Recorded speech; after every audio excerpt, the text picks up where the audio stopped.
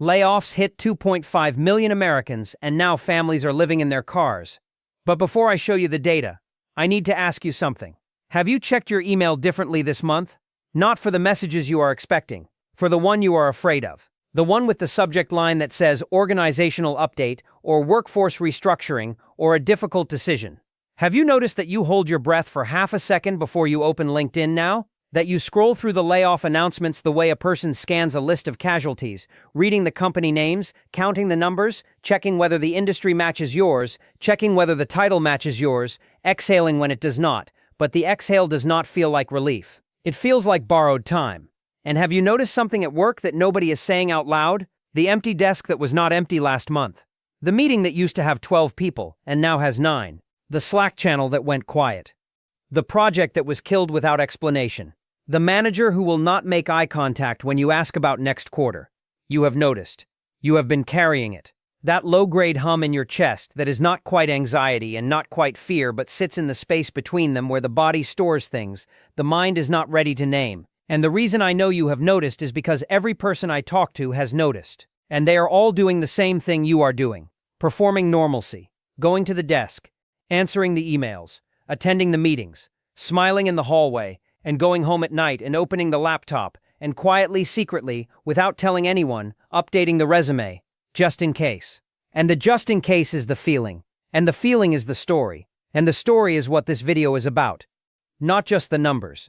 The numbers are devastating and I will show you every one of them. But the story is what happens to a human being and a family and a neighborhood and a country when 2.5 million people receive the email in the same year, and the distance between that email and a family sleeping in a car in a Walmart parking lot is shorter than you have ever been told. Let's get into it.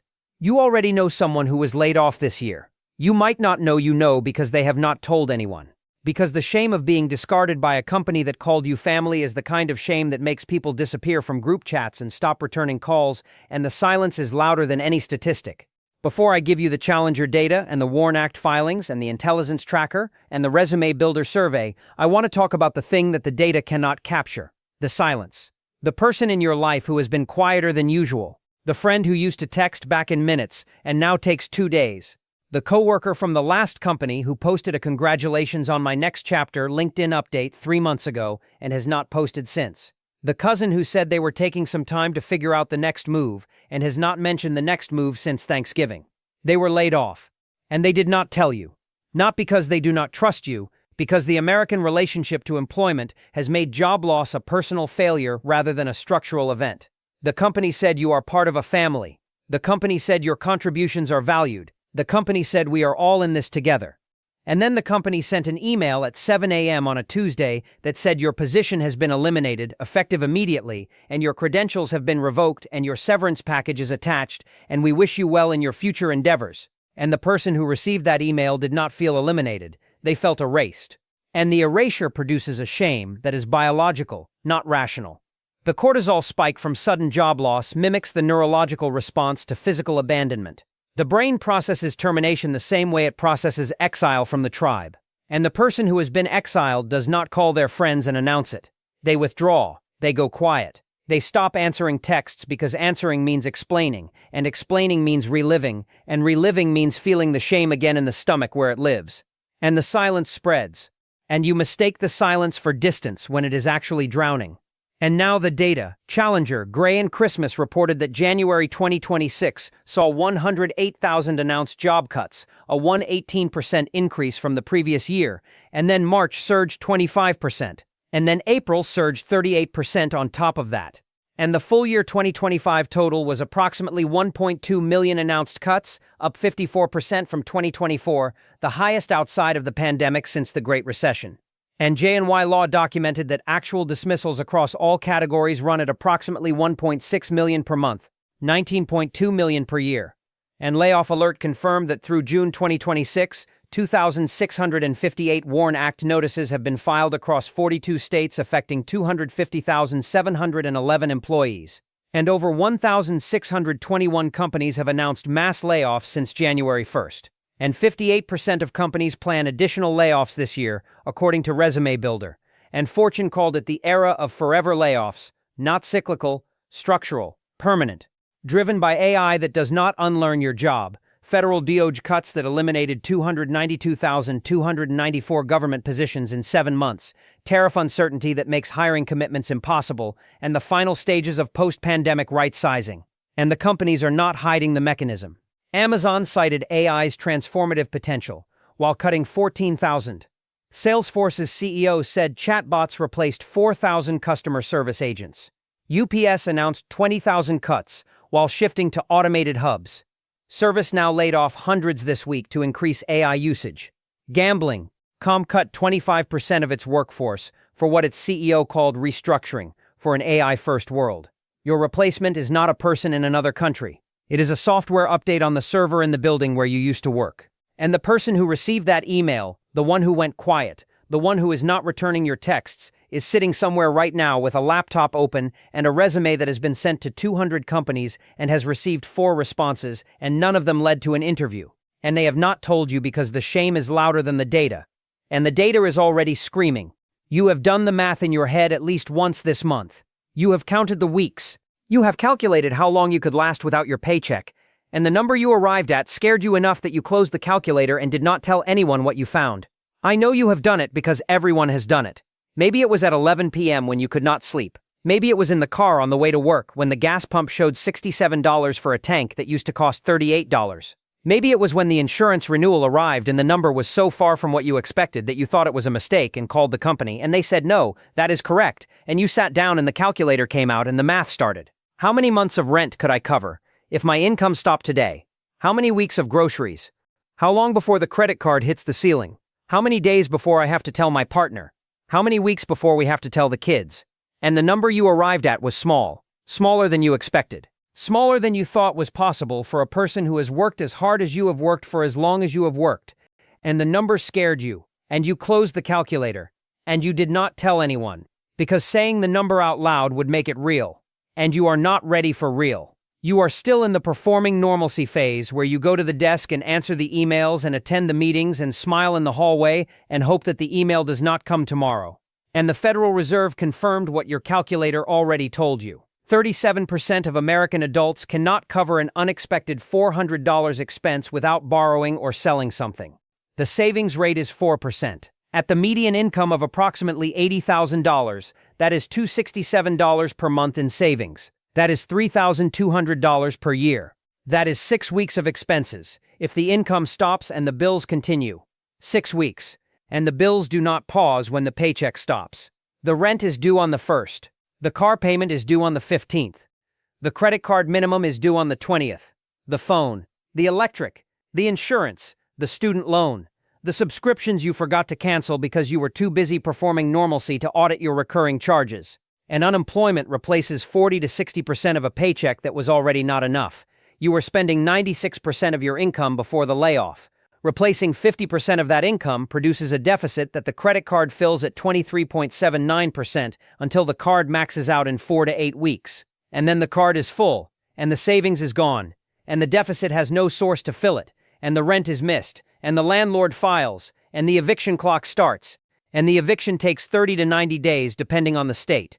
And during those days, the family is still inside the apartment, but the apartment is no longer theirs, and they are searching for jobs with an AI-screened application system that rejects 95% of resumes in under 10 seconds, and the 5% that get through receive 600 other applications. The hiring manager spends 7 seconds on each one, and 7.1 million Americans are already 90 or more days delinquent on their auto loans, and 111 million cannot pay their credit card balance in full.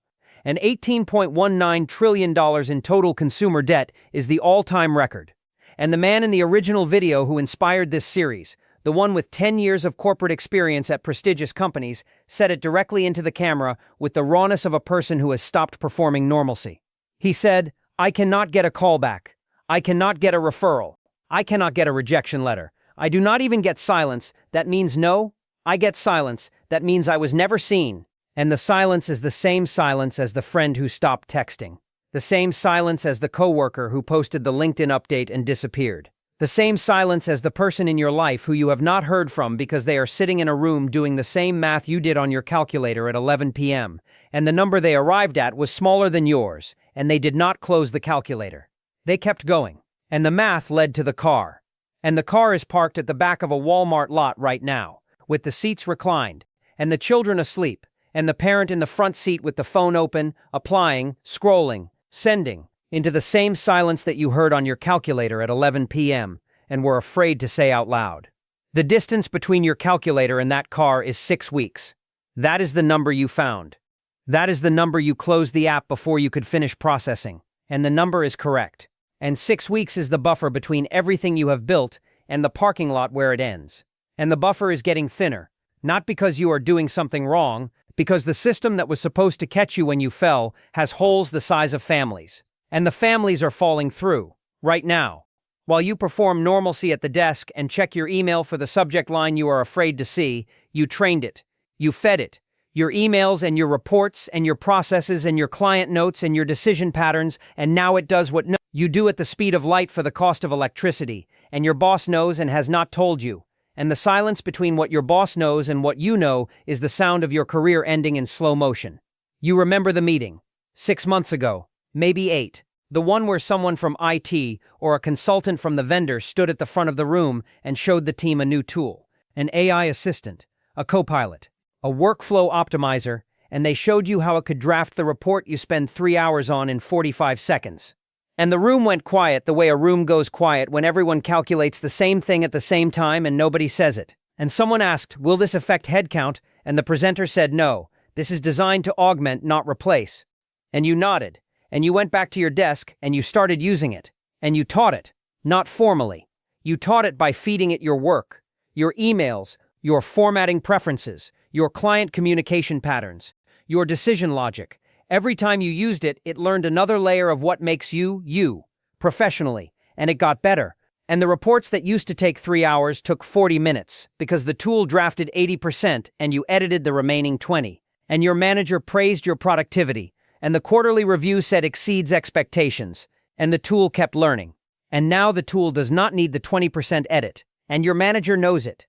And the conversation your manager had with the VP last Thursday, the one you were not invited to, was about the restructuring that converts your team of 8 into a team of 3 plus the tool. And the restructuring has a date, and the date is Q3, and you do not know the date because the company learned from the backlash of previous layoff announcements that announcing early produces a talent exodus before the restructuring is ready. So they wait, and the waiting is the silence between what your boss knows and what you know.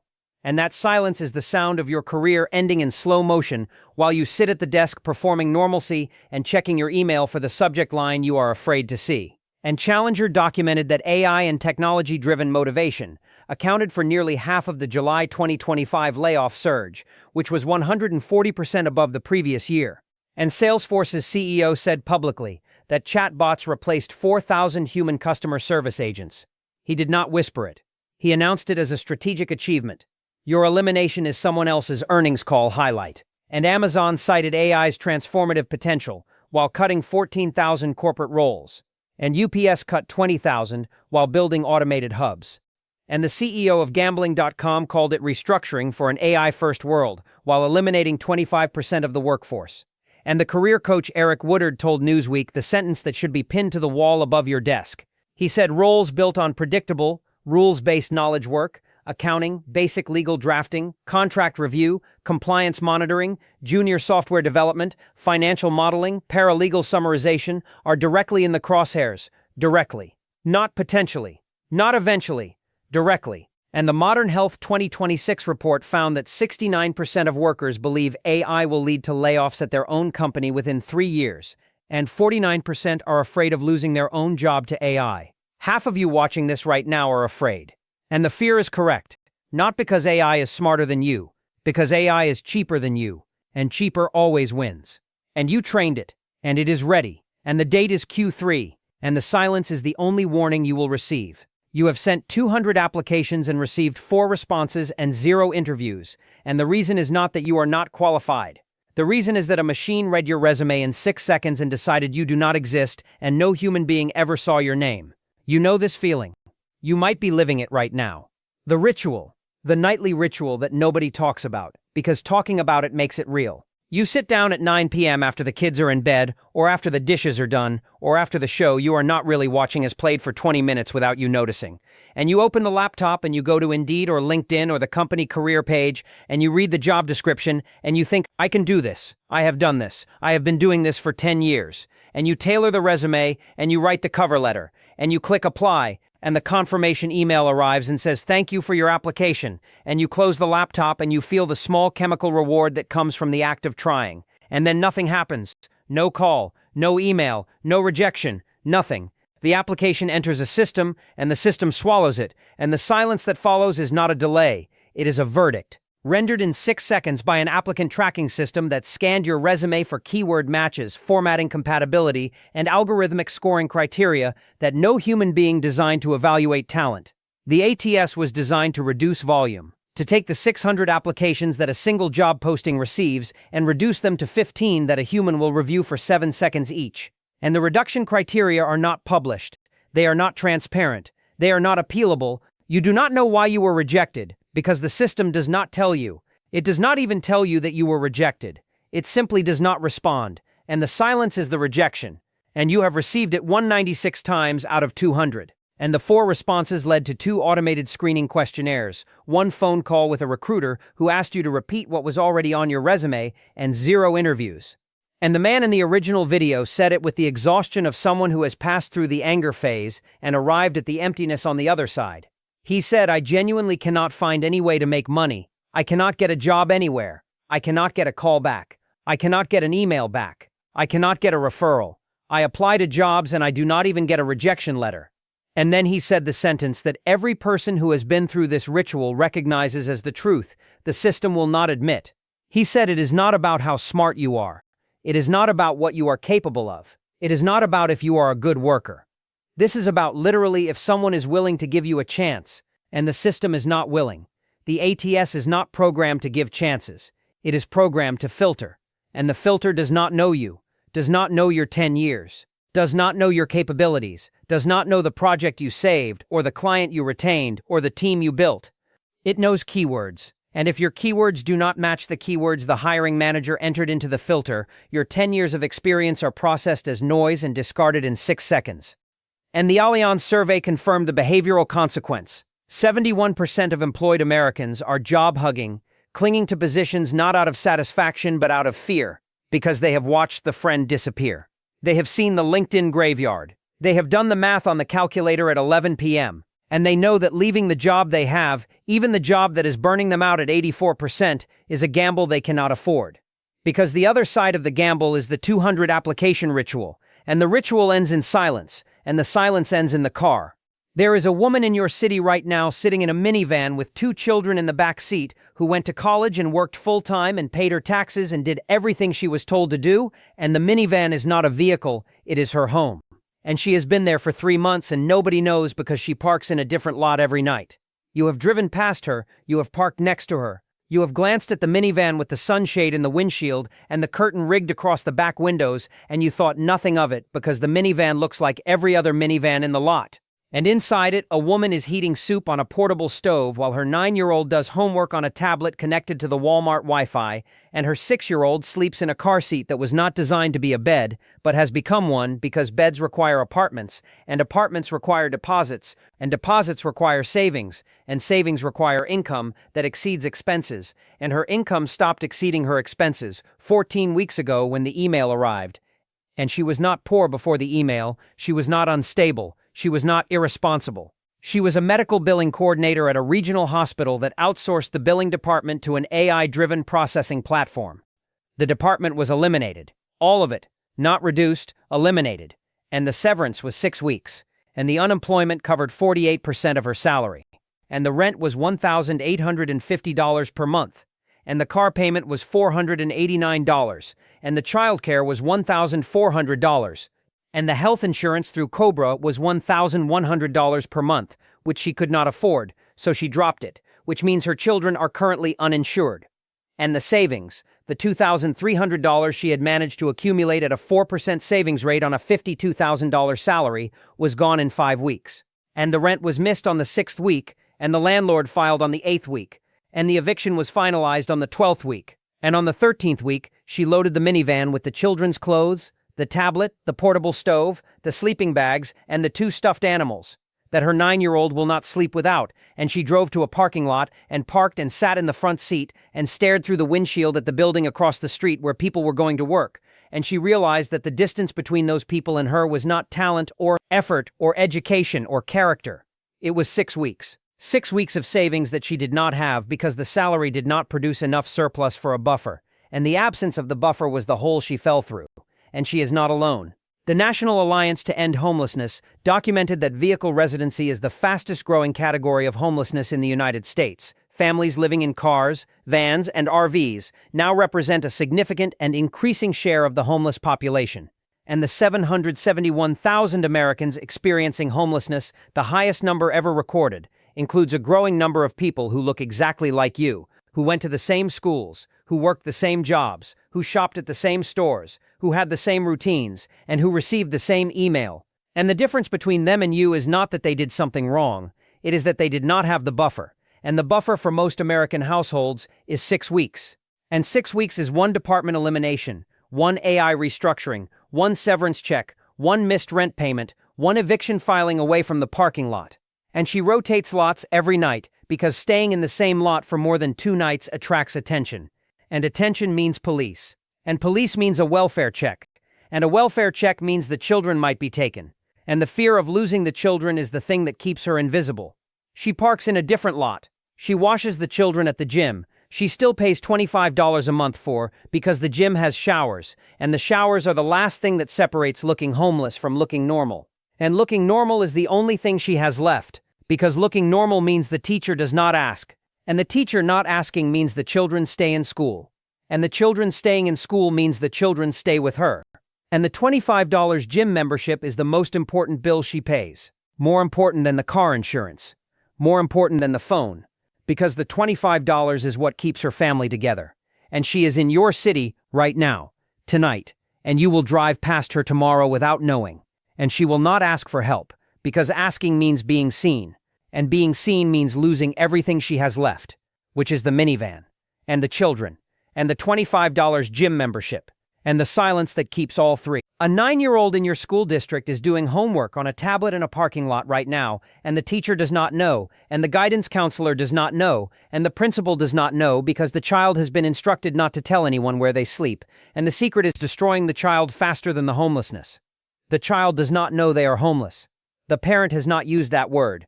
The parent says they are on an adventure. Or they are staying somewhere temporary. Or they are between places. And the 9-year-old accepts the explanation the way 9-year-olds accept most explanations from the person they trust most in the world, with a nod and a return to the tablet. But the body knows. The child's cortisol levels are elevated 24 hours a day because the body cannot regulate its stress response when the sleeping environment changes every night. The parking lot is quiet, but it is not safe in the way a bedroom is safe. The sounds are different. The temperature fluctuates. The light is wrong. And the brain that is supposed to be consolidating memories during REM sleep and building the neural pathways that support learning and emotional regulation is instead running a low-grade threat detection loop that prevents deep sleep and fragments, the cognitive development that happens exclusively during the ages of 6 to 12. And the National Center for Homeless Education documented that approximately 1.3 million students in U.S. public schools experienced homelessness during the 2021 to 2022 school year, and the number has been climbing every year since. And the academic research on childhood housing instability is unambiguous.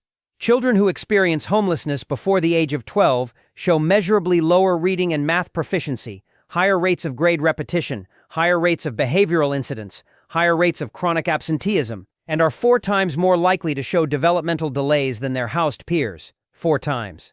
And the damage is not temporary. Longitudinal studies have documented that children who experience homelessness during the critical developmental window carry measurable cognitive and emotional deficits into adulthood, including reduced executive function, impaired working memory, and higher baseline anxiety. The parking lot is not just where the family sleeps, it is where the child's future is being rewritten at the neurological level.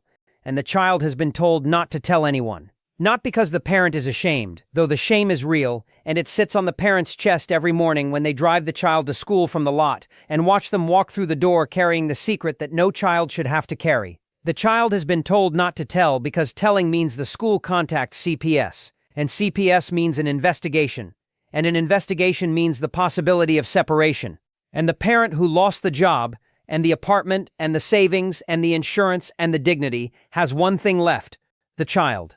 And the fear of losing the child is the gravitational center around which every decision now orbits: where to park, when to move, how to appear normal, how to make the uniform clean with the baby wipes from the dollar store, how to charge the tablet at the library so the homework gets done, how to drop the child at the door without the other parents seeing the sleeping bags in the back seat. And the child absorbs all of it. Not the words, the tension, the vigilance, the way the parent scans the parking lot before they park, the way the parent's jaw tightens when a police car passes, the way the parent says goodnight in a voice that is trying very hard to sound like everything is fine. And the child mirrors the tension because children are sponges for cortisol, and the cortisol is reshaping their brain at the exact age when the brain is most plastic and most vulnerable. And the reshaping is permanent. The child who does homework on a tablet in a parking lot at age 9 will carry the architecture of that experience into every classroom, every relationship, every job interview, and every moment of their adult life. The parking lot will live inside their nervous system long after they leave it. If they leave it, the jobs are not coming back. That is not a prediction. That is what the companies that cut them are telling their shareholders on earnings calls, while telling you on LinkedIn that they value their people, and the gap between what they tell Wall Street and what they tell you is the width of your future disappearing. You are waiting for the recovery. Everybody who has been laid off is waiting for the recovery. The hiring freeze will end. The job market will turn. The pendulum will swing back. The applications that went into the silence will eventually produce callbacks, and the waiting feels rational, because it has always been true before. Every previous layoff wave in modern American history was followed by a recovery wave. The dot-com crash of 2001 was followed by the mid-2000s hiring boom. The Great Recession of 2008 was followed by the longest expansion in history. The pandemic layoffs of 2020 were followed by the tightest labor market in 50 years. Layoffs have always been temporary. The recovery has always come. And you are waiting for it. And it is not coming. Not this time.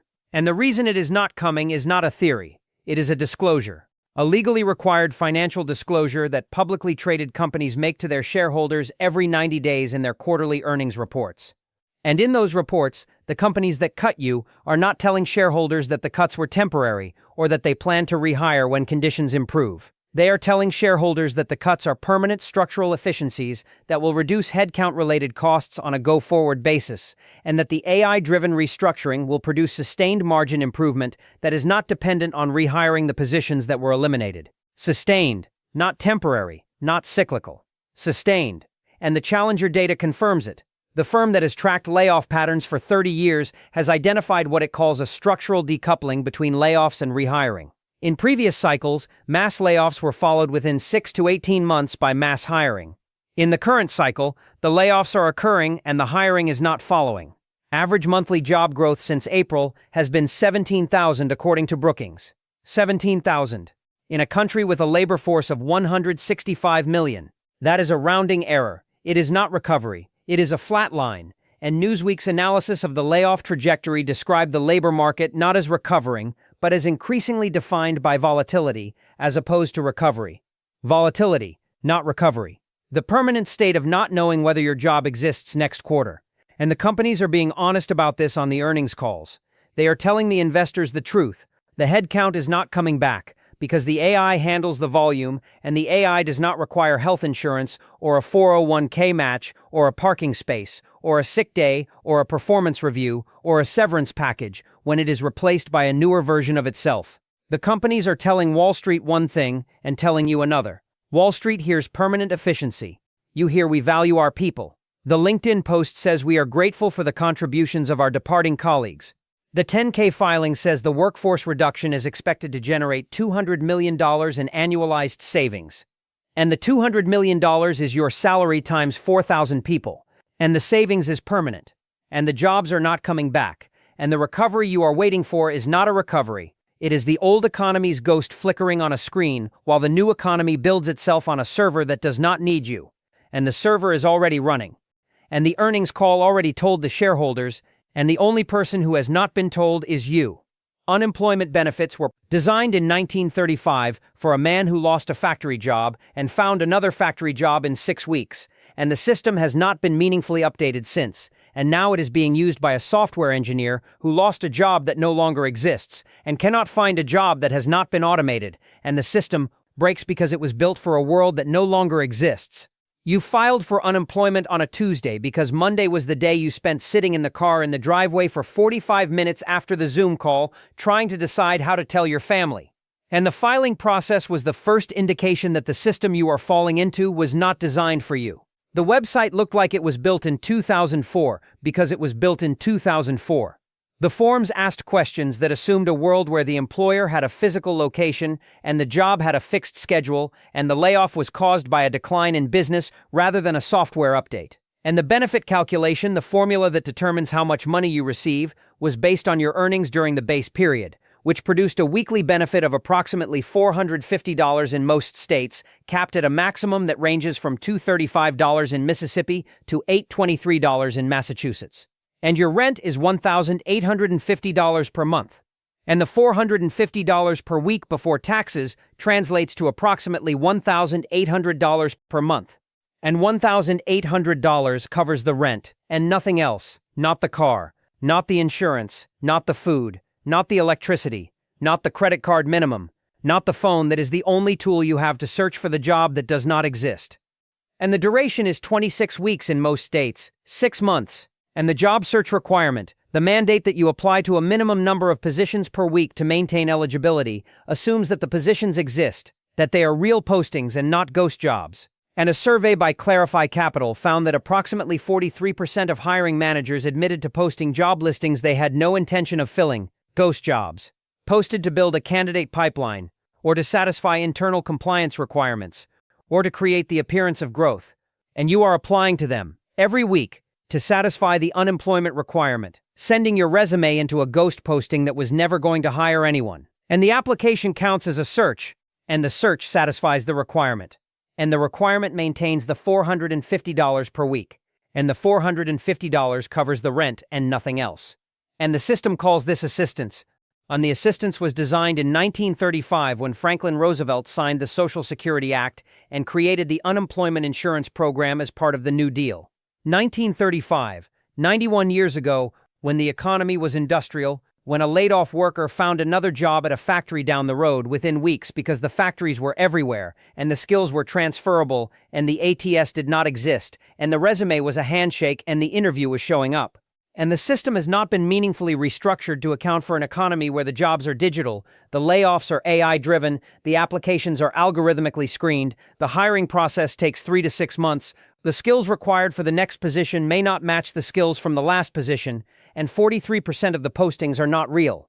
The system was built for a 6-week gap. The average duration of unemployment in 2026 is over 22 weeks, and for workers over 45, it exceeds 30 weeks.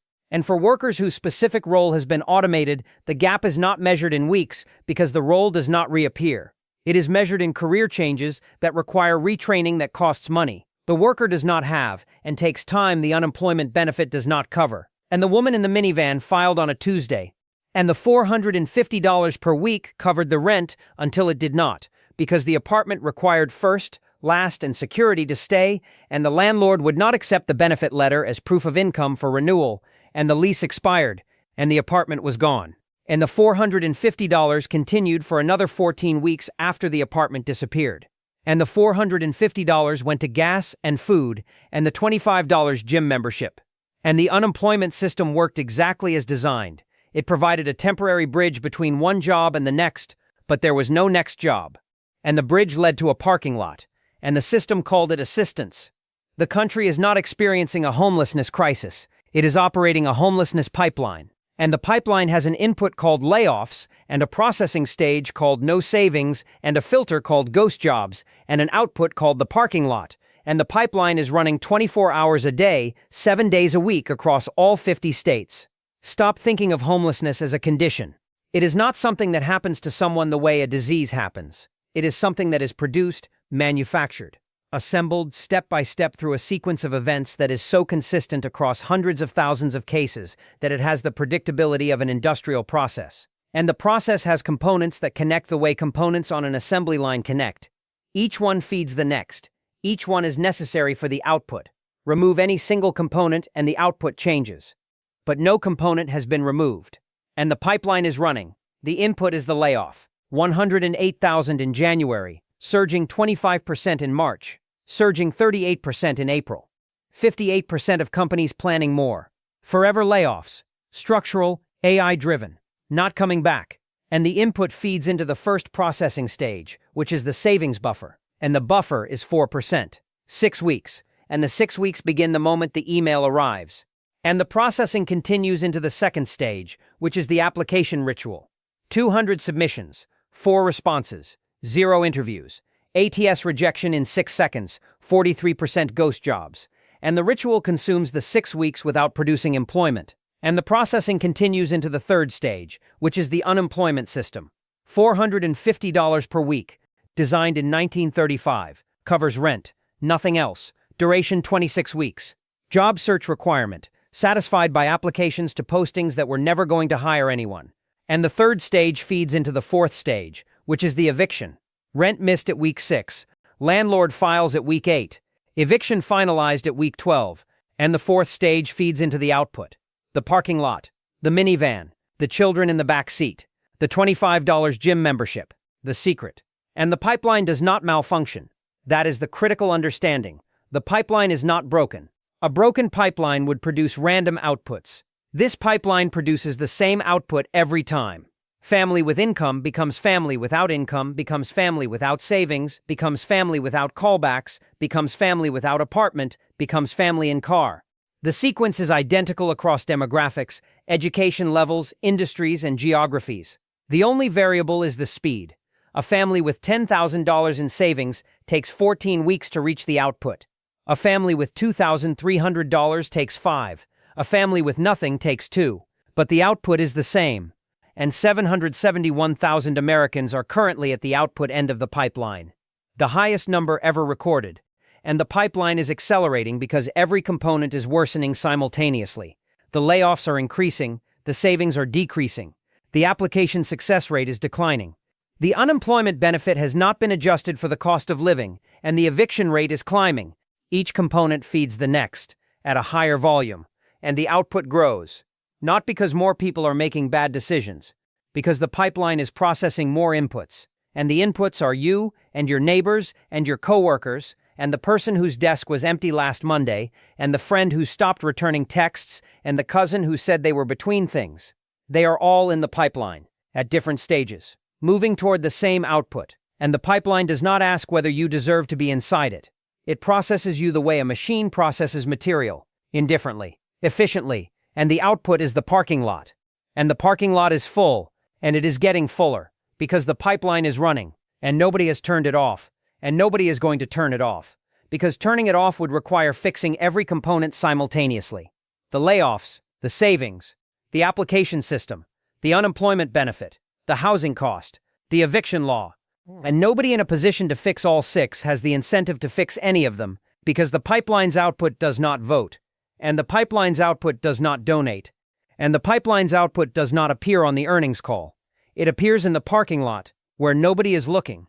You watched this entire video knowing that the calculator at 11 p.m. told you the truth, and the truth is that the distance between your life and the parking lot is a number you already know, and the number is smaller than you can say out loud, and saying it would make it real, and you are not ready for real, but real does not wait for you to be ready. I know what you did while you watched this video. You did the math again, not on the calculator this time, in your head. While I described the woman in the minivan with the $25 gym membership and the 9-year-old doing homework on the tablet and the 200 applications and the ghost jobs and the unemployment system from 1935 and the pipeline that runs 24 hours a day, you were counting. Your savings, your months, your weeks. You are placing yourself on the timeline and measuring the distance between where you sit right now in your apartment or your house or your car, watching this on the phone that you will check 96 times today, and the parking lot where the woman parks a different spot every night so nobody notices. And the number you arrived at was small, and the smallness of the number is the thing you cannot say to anyone. Not your spouse, not your parent, not your friend, not the coworker who is also doing the math in their head. And also not saying the number, because saying the number makes it real, and real is the thing that sits behind the sternum like a stone that was not there 5 years ago. And I am not going to give you hope, not because hope does not exist, but because hope is what the system sells you to keep you compliant. Hope is the reason you have not panicked. Hope is the reason you are still performing normalcy at the desk, still smiling in the hallway, still telling people you are fine. Hope is the anesthesia, and the anesthesia is keeping you still while the pipeline processes you. The pipeline does not need you to panic. It needs you to hope. Because hope keeps you in the apartment, paying rent you cannot afford for 2 more months, instead of making the decision that would change the trajectory. Hope keeps you applying to ghost jobs instead of learning the skill that the new economy will pay for. Hope keeps you waiting for the recovery that the earnings calls have already told Wall Street is not coming, and the hope is a product sold to you by the same system that is producing the layoffs and the ghost jobs and the ATS rejections and the $450 per week unemployment benefit that was designed when your grandfather could walk to the factory and get hired by shaking a hand. The system sells you hope the way it sells you the subscription and the streaming service and the credit card and the phone, as a product that generates revenue from your continued participation in a structure that is consuming you. And the structure is consuming you, right now. While you watch this, while you perform the normalcy, while you check the email for the subject line you are afraid to see, while you keep the number in your head that you will not say out loud. And the number is correct, and the number is small, and the parking lot is closer than you think. Not because you did something wrong, because the pipeline is running and you are inside it, and the buffer between you and the output is the number you already calculated, and the number does not lie. And nobody on television is going to tell you this, because telling you would mean admitting that the system is producing homelessness as an output, not experiencing it as an accident. And admitting that would mean admitting that the employed family watching this video and the family in the parking lot are not 2 different categories of people. They are 2 different stages of the same pipeline. And the only difference between them is the number. And your number is small. And the number is getting smaller. Every month, every bill, every renewal, every swipe at the gas pump, every grocery receipt that does not fit on one page, the number shrinks. And the pipeline processes, and the parking lot fills, and the woman rotates lots every night, and the 9-year-old does homework on the tablet, and the $25 gym membership keeps the family looking normal for 1 more day, and tomorrow night there will be another minivan in the lot that was not there tonight, and the person inside it will have watched a video like this one 3 months ago and thought it could never happen to them, and it happened, and it will happen again, and it will keep happening until the pipeline is dismantled, or the country runs out of parking lots. And the country has a lot of parking lots.